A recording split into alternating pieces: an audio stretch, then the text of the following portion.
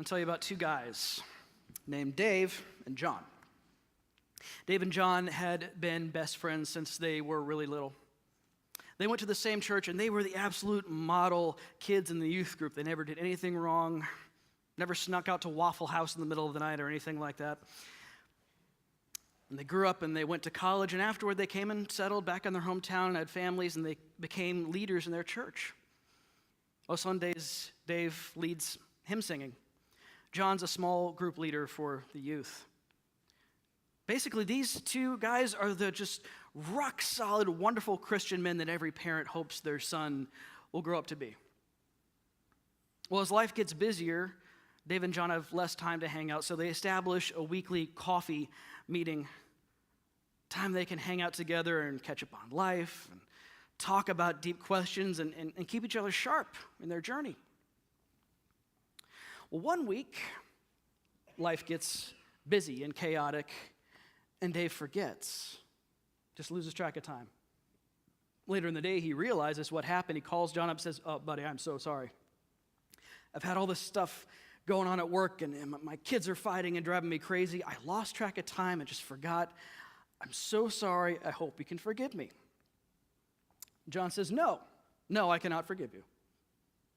"What?" "Well, Dave, I hate to tell you, but this is the 491st time you have sinned against me, and according to Matthew 18, you have reached the biblically mandated ceiling of how many times you can mess up.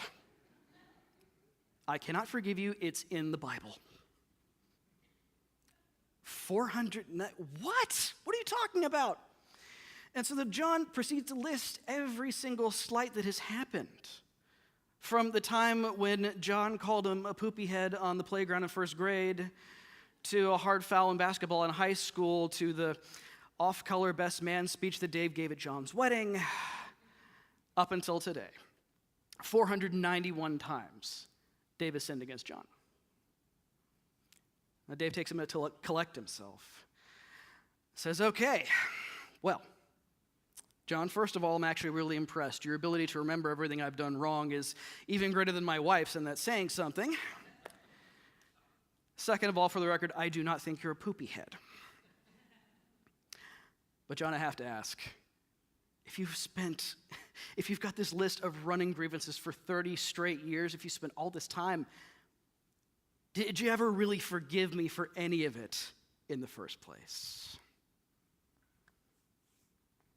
Forgiveness is one of those really big terms that we use a lot, but I think a lot of the times we have different meanings when we say it.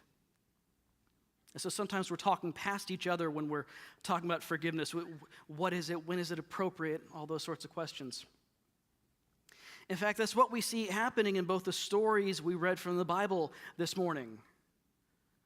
Characters come in with these conflicting notions of what forgiveness is, and how they work through it is instructive for us. It tells us something about what God's definition of forgiveness might be. In Genesis, we see Joseph, and Joseph has come a very, very long way, him in his Technicolor Dreamcoat.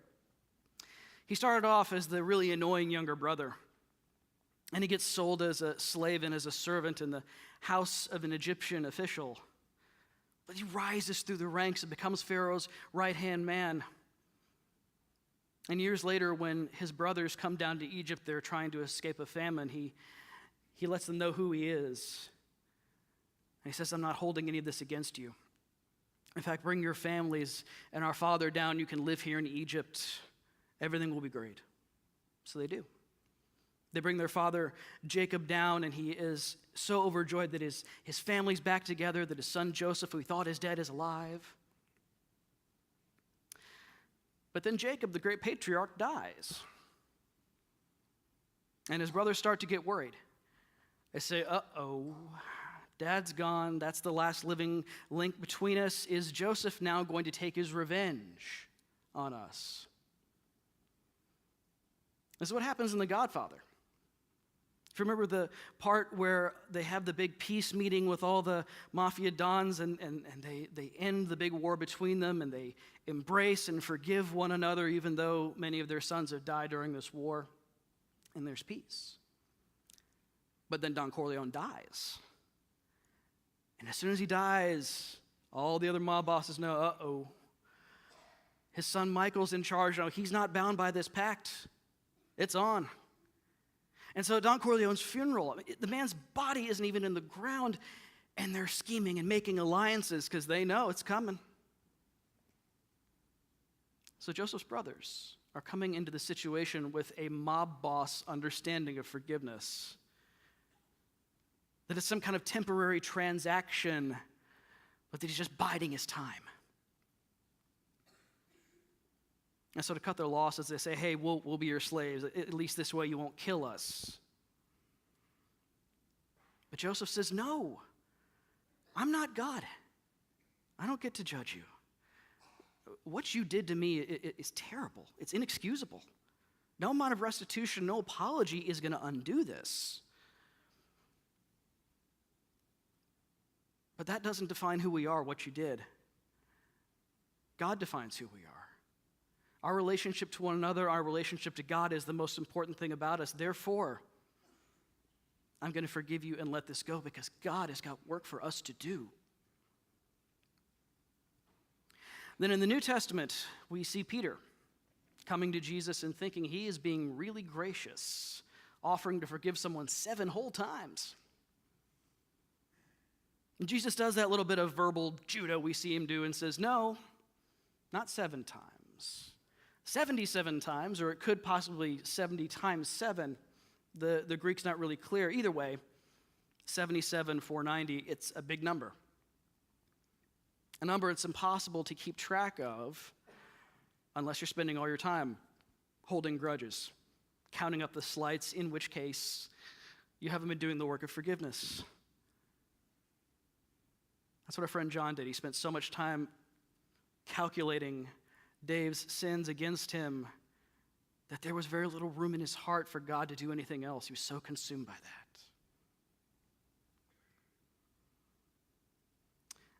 The common thread in these two stories, Joseph's brothers and Peter coming with this understanding of forgiveness as basically a transaction. There's an economic quality to it. That's how they're coming. And that kind of makes sense because the world teaches us to think of things in terms of economics. If I give something, what I get better be at least as valuable or ideally more so. But the witness we see over and over again in Scripture is not that forgiveness is some kind of transaction. Forgiveness is about, first and foremost, about relationship. It's not transactional. It's relational. God created us to be in relationship with one another, and the ways that we mess up and sin and hurt one another fray those relationships. And so extending forgiveness is a way of us witnessing to, testifying to that truth about who we are, that God made us to be together. And that nothing we can do, nothing that can be done to us is bigger than the way God made us.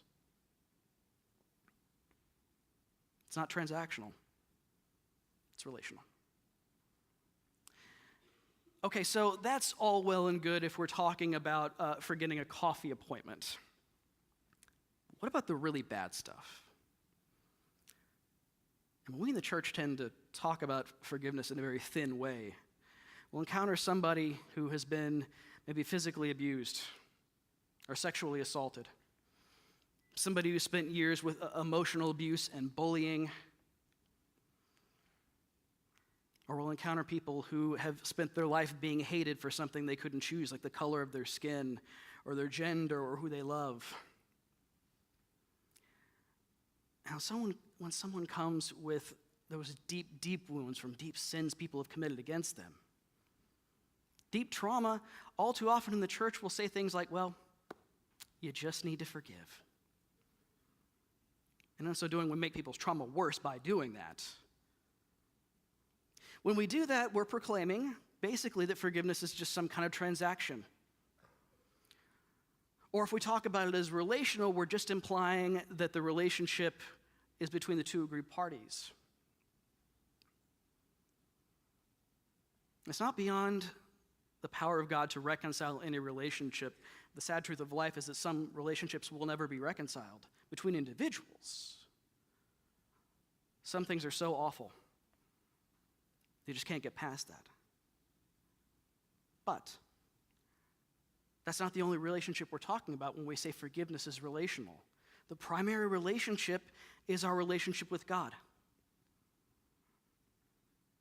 When we're extending forgiveness to others or working along that journey of forgiveness for others, we're repairing our relationship with God because we're letting God come in and heal the brokenness, the pain that is within us. We're slowly but surely letting God make room within us to be about His transforming work in the world. It's not easy. Sometimes it's the work of a lifetime if something really bad has happened to us. And the sad truth is, our relationship with some people may not ever be reconciled. Someone may never get to that 8th step of recovery and start making amends. And we may never really feel like forgiving them. What's important is we set out on that journey in the first place. We begin to let God in and say, this is too big for me to hold on to by myself. I can't. I'm just consumed with this stuff. God, I need you to take it on for me. And day by day, slowly but surely, we will be healed. Our relationship to God will be restored and strengthened. And maybe even the person who has done that harm to us might come to that place where they repent and that relationship can begin to be reconciled too. None of this is beyond God's power. We do our part by saying, God, I can't handle this on my own. And God does God's part, clearing out that space within us to give us more love for God, more love for the world, more love for someone who's been wounded in that same way we have. God might just empower us and strengthen us to become what Henry Nouwen calls a wounded healer, to be able to walk alongside somebody in a way that only we can understand because we've been there. We've got that particular wound. But it all begins with saying, God, I need you to do this in me because I can't do it on my own. I'm a fan of the musical Hamilton, and there's a scene in the second act when Alexander Hamilton and his wife Eliza are in a pretty bad space. It's come out that Alexander has had an extramarital affair and they're both publicly humiliated.